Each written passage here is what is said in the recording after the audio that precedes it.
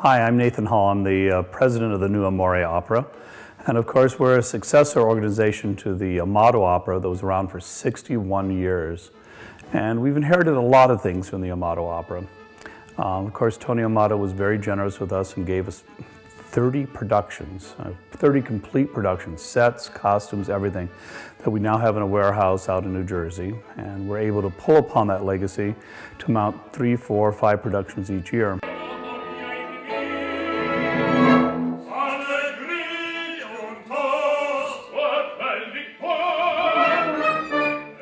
Hi, I'm Cheryl Warfield, and I'm the artistic coordinator for Amore Opera. I'm seated here on the stage of the Connolly Theater, which is located at 220 East 4th Street. And this is the set of La Boheme. In our first season, we had a schedule that was extremely demanding, and we actually produced 2 operas almost simultaneously, plus a gala. And so there were a lot of things that had to be coordinated at the last minute, and miraculously, with the help of so many people, not only board members, but also the singers, we were able to put the whole thing together, and it just worked fantastically. And I urge other people in other communities to try to do the same. If you've lost an opera company, if you want an opera company, do what you can to start one. It really is worth all the effort.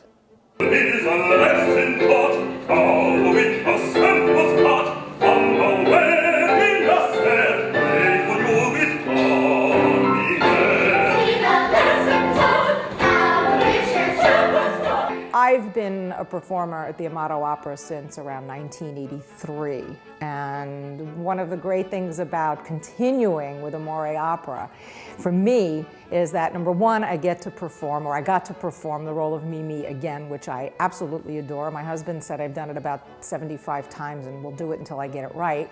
But one of the more fulfilling aspects for me is the idea of nurturing and passing this tradition on to younger singers. As we audition younger singers and they come in, it's very important for them to watch some of the more experienced people, because then they get the idea of what the staging is about, what the story is about. And the more we can pass on to the next generation, the better off the whole art form of opera will be. Hi, I'm Charles Sanford. I'm a baritone, and I'll be singing this evening the role of Marcello in La Boheme here with the Amore Opera.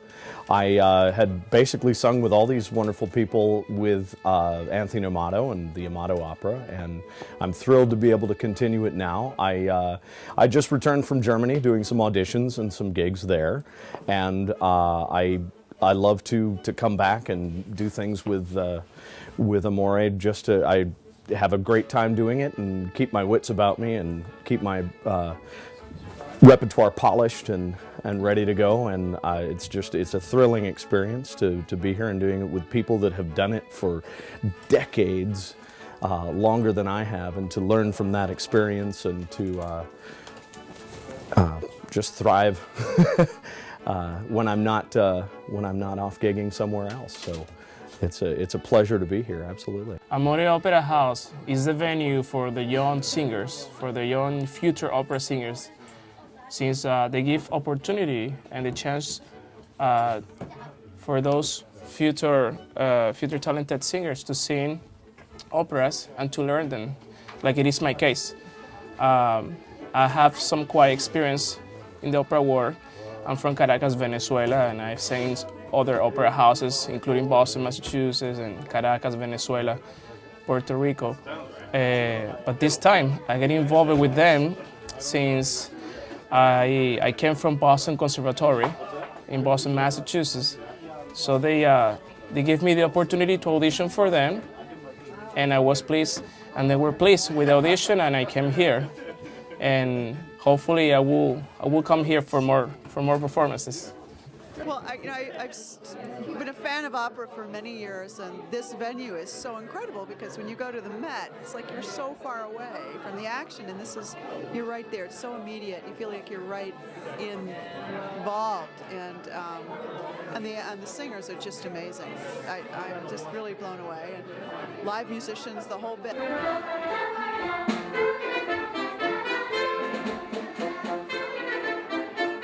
My name is Alicia Alexander. I am on the board of directors of the Amore Opera.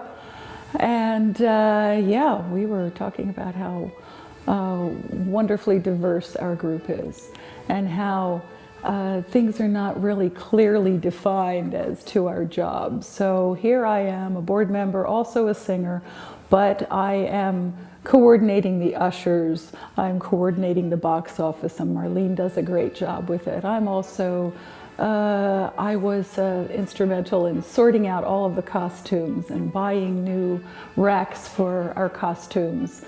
And the next thing I'll do right after I speak here is to go out and sweep the floor of the stage and mop it down so the orchestra members are happy.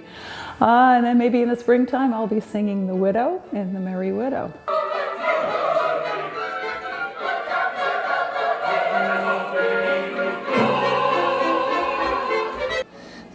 I have worked with professionals of the highest level, from the New York Philharmonic to European opera houses that I've worked in Germany. There is nobody who gives more from the heart than here at the Amore. It's an unrepeatable circumstance where you have individuals of great talent, great skill, who basically volunteer their services and do it in an intense and very high level that brings out results that are comparable to any opera house in the world.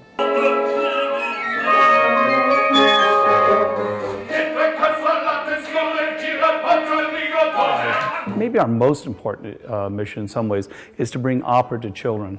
Kind of breaks my heart that music education is not what it should be in the United States. So we provide very inexpensive shows for the kids during the day. Hansel and Gretel, Mikado, a 90-minute version of La Boheme. So all of those missions to get together is what we're trying to do at the Amore Opera. We're a group that's worked together, and of course, Amore really says it. We're here because of the love of the music that we're trying to transmit to all of our audiences and to the next generation. I've always liked the part of the show when the dad comes in and goes, tra-la-la-la, tra-la-la-la-la. I've always liked that part. Tra-la-la-la, hunger whets the appetite. It's really just a pleasure to see people performing for love of the artwork. So I hope you can join us. I think this is a very exciting inaugural season for all of us.